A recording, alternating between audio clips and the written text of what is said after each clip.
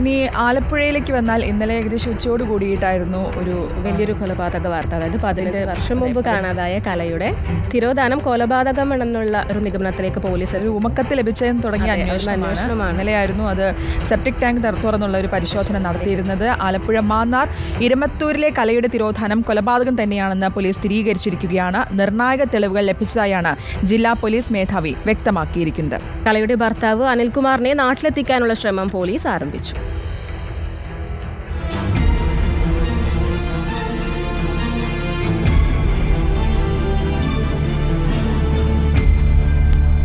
പതിനഞ്ച് വർഷം മുൻപ് കാണാതായ കല കൊല്ലപ്പെട്ടിരിക്കുന്നു എന്ന് സ്ഥിരീകരിക്കുകയാണ് പോലീസ്.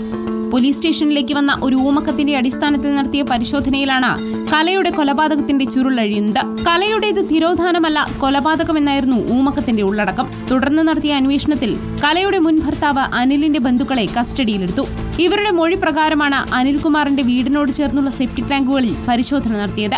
പരിശോധനയിൽ മനുഷ്യ ശരീരത്തിന്റേത് എന്ന് തോന്നിക്കുന്ന ചില വസ്തുക്കൾ പോലീസിന് ലഭിച്ചിട്ടുണ്ട്. ഇത് ഫോറൻസിക് പരിശോധനയ്ക്ക് അയച്ചിരിക്കുകയാണ്. ഇതിന്റെ ഫലം വന്നാൽ മാത്രമേ കേസുമായി ബന്ധപ്പെട്ട കൂടുതൽ വിവരങ്ങൾ പുറത്തുവരികയുള്ളൂ. നിലവിൽ കസ്റ്റഡിയിലുള്ളവർ മാത്രമാണോ ഈ കൊലപാതകത്തിൽ പ്രതികൾ? ഗൂഢാലോചന നടന്നിട്ടുണ്ടോ? കലയെ ഇല്ലാതാക്കാൻ മാത്രം എന്ത് വൈരാഗ്യമാണ് അനിലിന് കലയോടുണ്ടായിരുന്നത്?